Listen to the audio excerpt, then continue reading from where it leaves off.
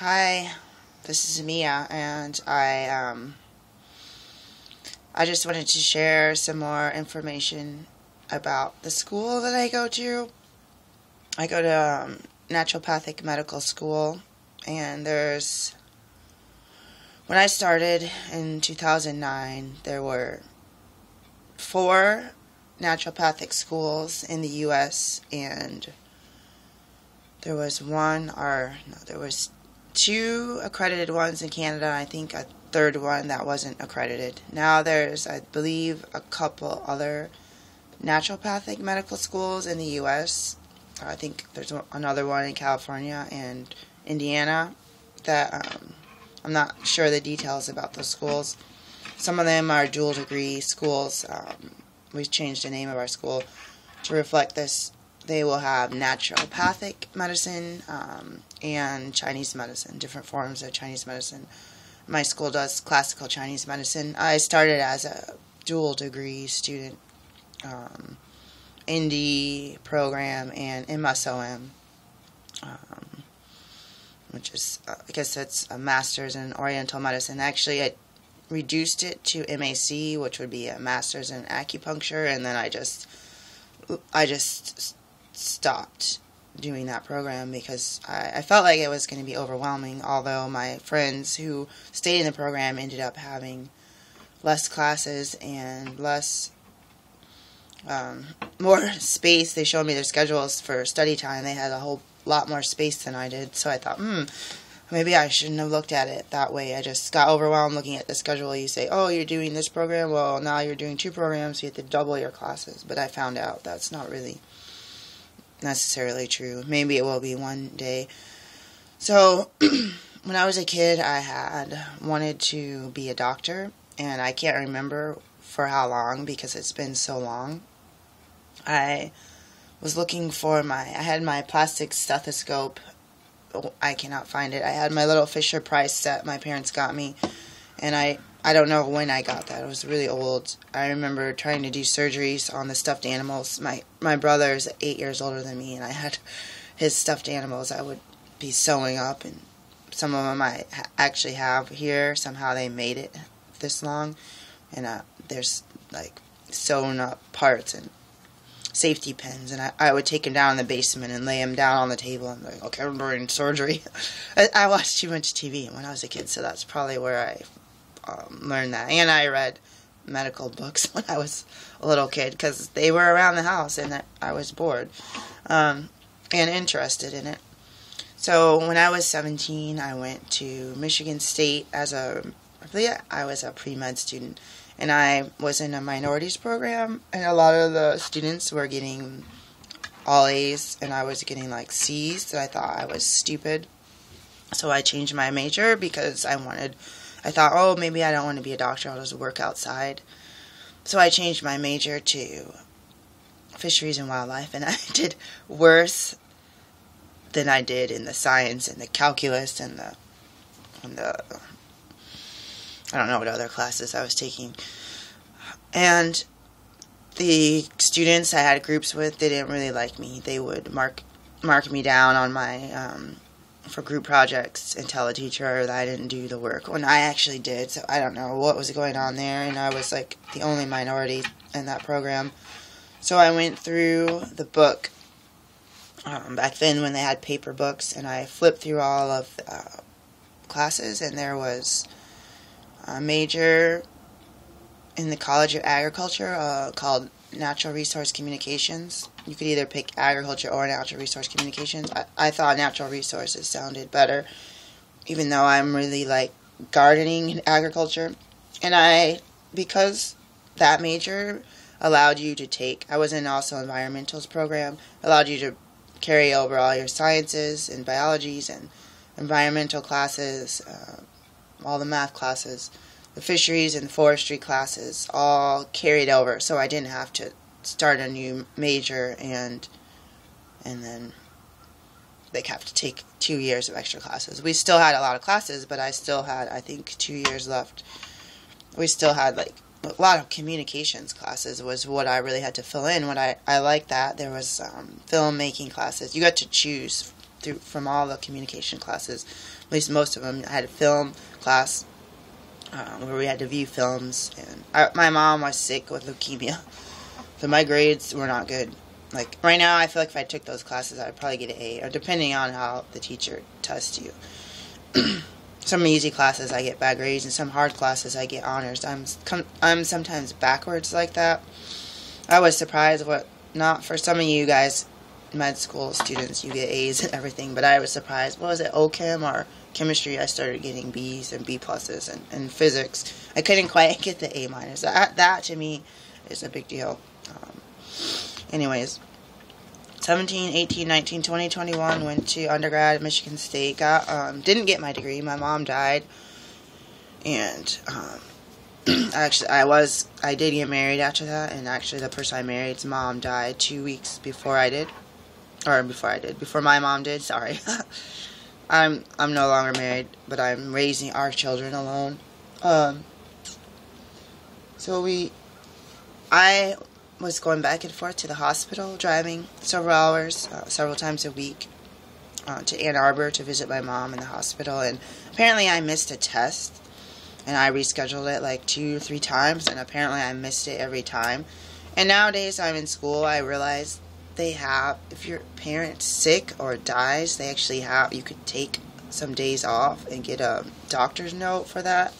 I didn't know that back then, so I'm sitting here like 21 years old, messing up really bad. I didn't know about counseling. I didn't know about excused absences. I didn't know you could go tell your teacher that, like, why are you doing so bad and not showing up at test? I didn't know you could tell them, oh my gosh, my mom is really sick and in the hospital, admitted for weeks or months. I don't even know how long it was. And I was a young person. 21 is young to me. Especially when you leave home when you're 17, you never really know how to grow up. But anyways, I'm just saying that about me. Maybe you're fine with being grown up at 17 or 21. Anyways, I did 4 years of that, failed 1 class. I thought in my mind I did really well on the other homework in the midterm, so I figured I'd get a C. If I got an F on the final, I'd figure a C in the class because of my grades, but they gave me an F. So I left, became homeless, had 2 kids after I bought a house in West Virginia for $8,000 on 3 acres, which I wish I could buy that type of setup right now because the rent in the city is too expensive. And at least where I live it is. And then to tell you what, when I was still with my ex-husband, I stopped nursing both children and went to school. And I signed up as a pre-med student, and I just retook the class. My brother kept telling me, you're going to lose all your credits unless you transfer and get that 1 class so you can get your bachelor's degree. So I went back to school, got a small, tiny little $300 Pell Grant, and I don't think it covered the tuition, but I went back to school and took a class, a communication speech class, which I like.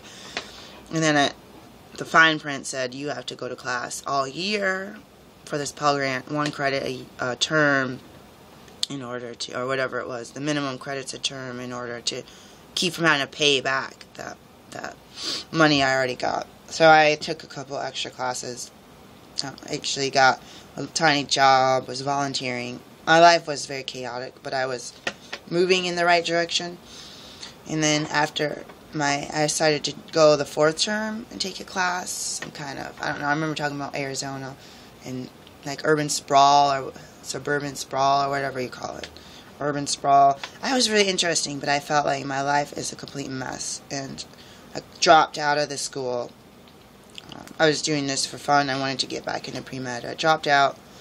Realized my life was a mess, took my kids and moved to a homeless shelter, and then I went back to the school like a year or so later, and right before I left my ex-husband, a neighbor took me to one of the clinics our school runs downtown, and I loved it. I said, oh my gosh, this is exactly what I wanted to learn.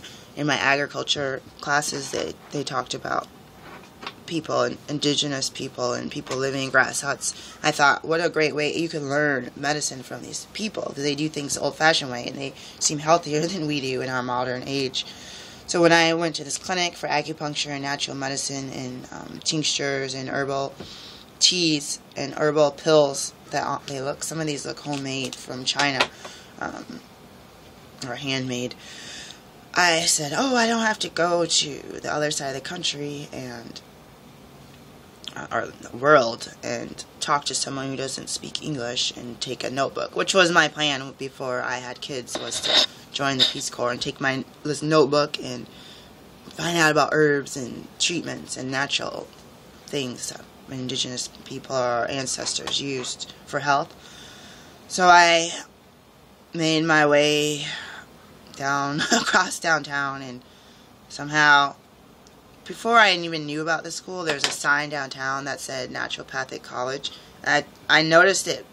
I noticed new signs. First of all, they're shiny and it was green, and it was like a random sign tagged on a bridge. It said naturopathic college this way, and I used to be like, whoa, that's interesting.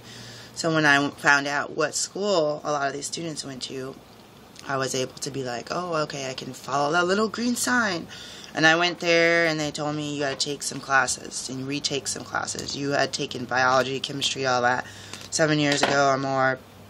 So then I went back to actually I had a health concern. The doctor said I was going to die, and it scared me, and I went for a second opinion at this clinic. It was a teaching clinic, and they're like, we can't give you a second opinion on something this serious. So I had a parking, I don't know if they still do it that way.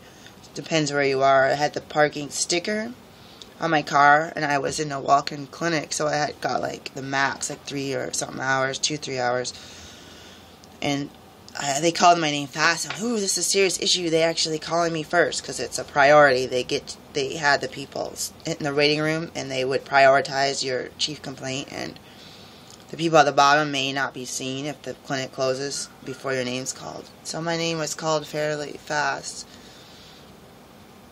And they're like, oh, no, you can't do this. So I was scared. I'm sitting here, a single parent, thinking I'm going to die. And I feel like God was telling me, go to your college. And I think I owed him like an application fee or something. I owed him like $30 or $50. The voice of God was like, go to that college. Park. Don't even think, because your parking meter, tick-tock, it's ticking right now. Just drive there, walk in, stand in line, ask them, where do I send the money for this? Back then I was so poor, I was getting gas money out of, I didn't really have a couch, I had a futon, but I was basically going in the back of the car getting change. I had fallen in the back seat. That's why I was getting gas. Like, oh, can I get 83 cents worth of gas? So God's like, tick-tock, tick-tock, your money's running out of your meter. Stand in line, tell them how you need to pay that $50. Where can I send a check or whatever? And then ask them what papers or what forms or what online things I need to do to enroll into the school. And they gave me the form. Was nice. Some people aren't always nice. I perceive them as nice. I took the papers and I went home, and that was my new mission. I went and had a surgery, which I hated, and so I'm never doing this again. I actually went to a naturopath, and she said it would be too expensive for me to come in 3 times a week for like a month for this treatment. I'll talk about it later because I don't remember how to pronounce the name of it.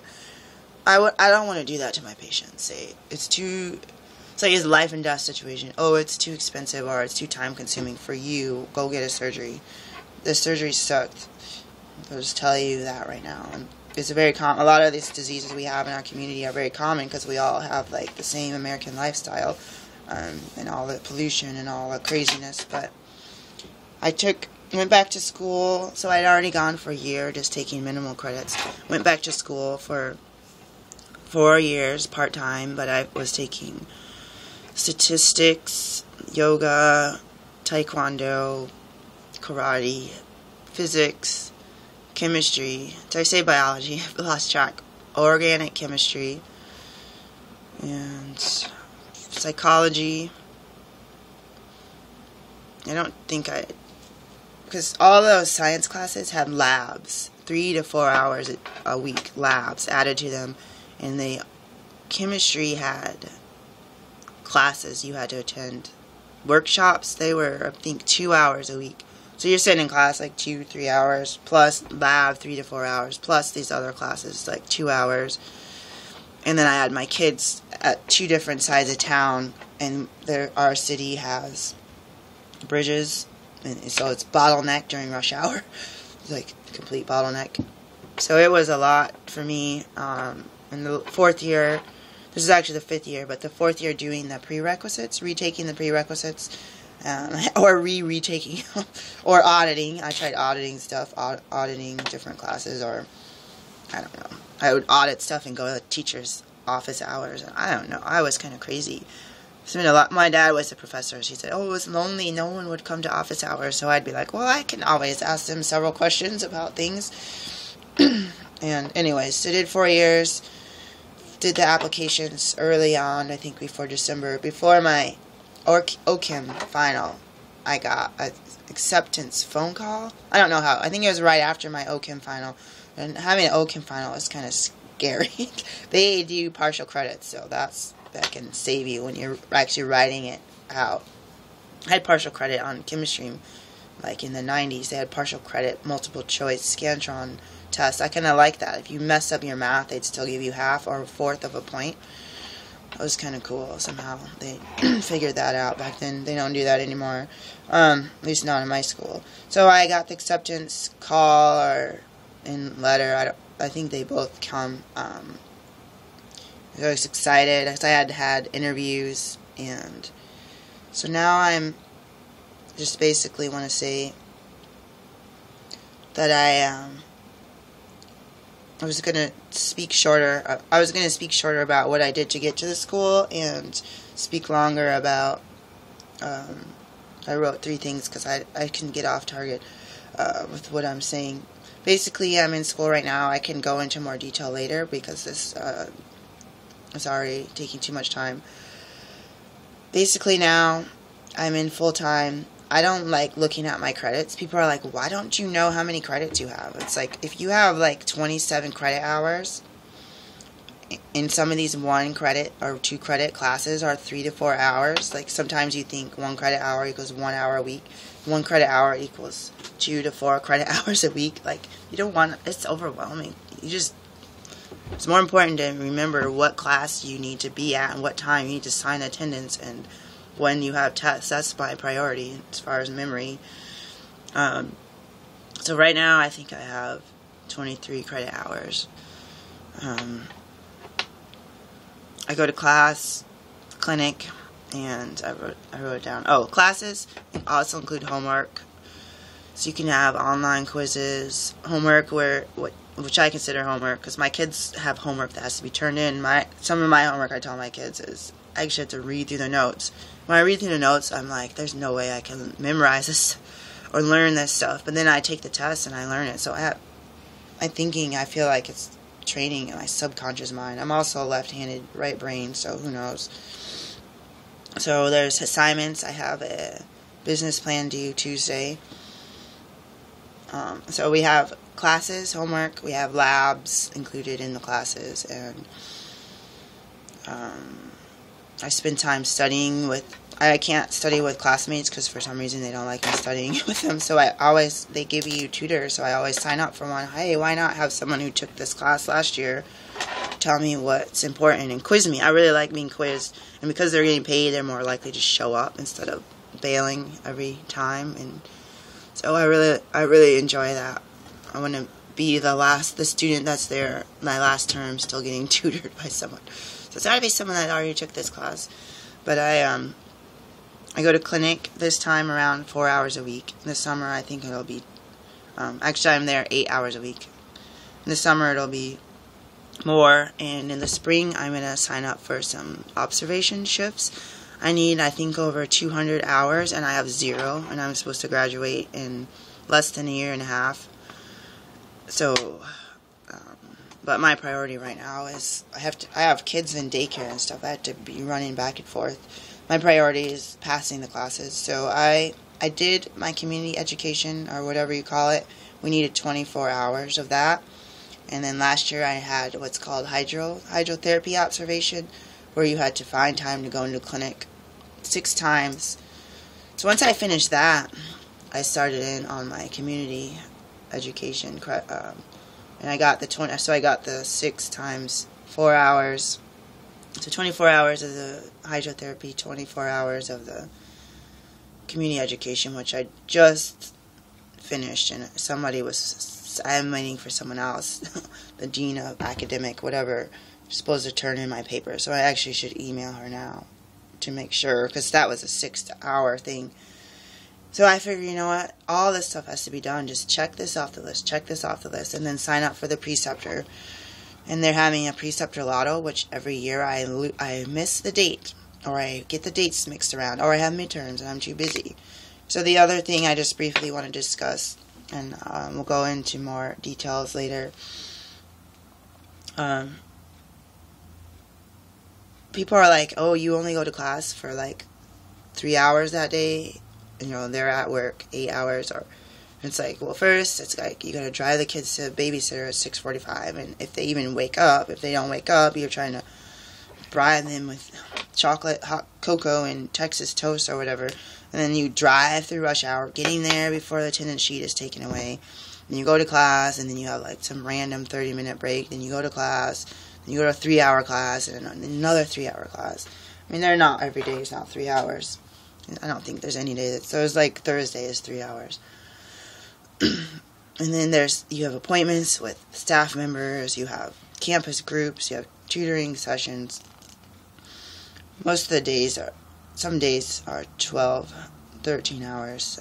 Some of them are, I don't pay attention to that. I just pay attention to what time do I have to be there, what time do I have to leave downtown.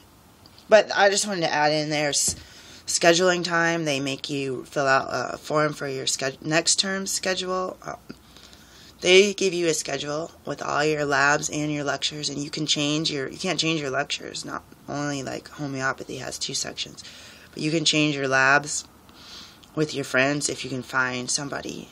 So there's like a mad rush for people to do swaps. You have 3 days to do it.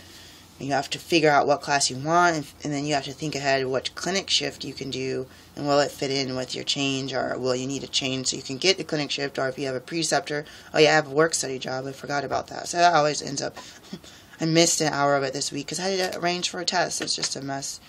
But anyways, I won't go into details about the planning, but there's schedules for classes, labs, preceptor, work study, and clinic shifts, which is a big one. If you live on one side of town and you have kids in daycare, you don't want to drive 2 hours home in rush hour from across near the airport or something. If I didn't have kids, I would do that. Or if I had a ride who was serious and a backup, I would do it. So I may do it later. Next year, I'm having 2 kids in 2 different schools, so that's going to be, I don't know how that's going to happen. So, scheduling, there's deadlines. You have to come up with your schedule in advance, and then they send you email. Okay, we open the schedule. It's going to be open for 72 hours. And by the time you got it, 8 hours already went by. Or you fell asleep and didn't see it. So, 14 hours went by. So then you have to hurry up and do that. And the computers break down and all that. So you really have to be on top of it, even if you have a homework assignment or test to study for. You have to do it before the deadline. I don't want to find out.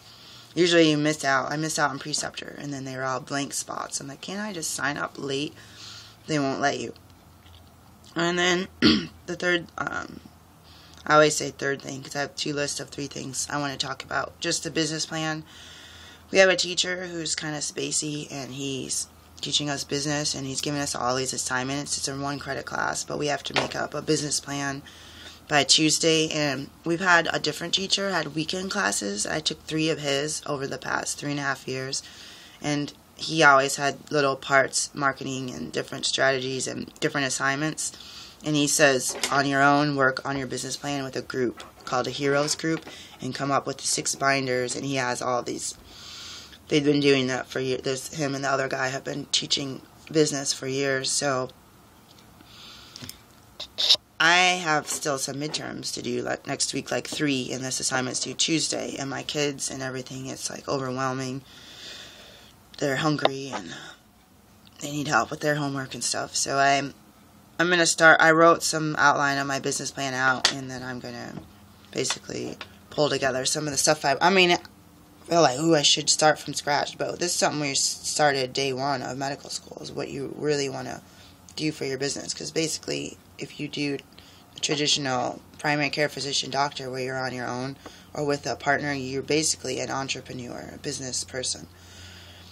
So I don't want to, I kind of want to wait till the last minute, but I probably should just finish it today and have a template of 25-page business plan of somebody's, but I think I'm going to just pull together what I have and do some Excel charting like he taught us and just get it done, because the classes that I have, midterms next week, I mean, I'm not prepared at all.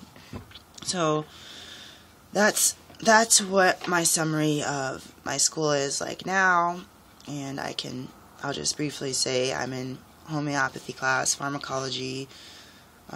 Currently I'm in interviewing techniques, 2 clinic shifts, lab practicum lab, which you're doing blood draws, and we did diabetic testing. This class is a 2-year class. You're basically redoing what you did a couple years ago, and you can use different equipment and different diagnostic testing and stuff that you could send out to a lab, and microscope slide making and stuff. So it's kind of hands-on. I don't like being jabbed with a needle every other week though, but and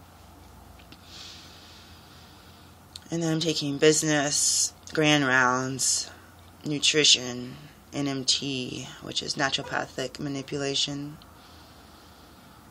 and let's see, Friday is,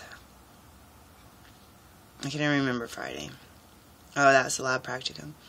I might have skipped some of the classes. I just want to give you an idea of some of the classes I took. In first year, you take anatomy, physiology, biochemistry, anatomy lab, etc., and some philosophy classes and labs and all kinds of fun stuff. So, have a good day. It's Saturday here where I live, so enjoy your weekend.